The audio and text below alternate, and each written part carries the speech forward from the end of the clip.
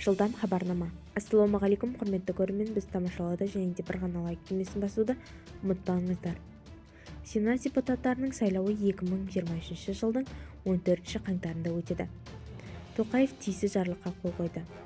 Сайлау қорытындысы бойынша Сенаттың депутаттық корпусының бір бөлігі бәсекелестік және ашықтық қағидалары негізінде жаңарады, деді бүгін президент. Тоқаев заңсыз шығарылған активтерді мемлекетке қайтару туралы жарлыққа қол қойды. Қазақстан президенті үкімет және мемлекеттік органдардың 2023 жылға 31 наурызға дейін заң жобасымен мәжіліс қарауына енгізуді тапсырды.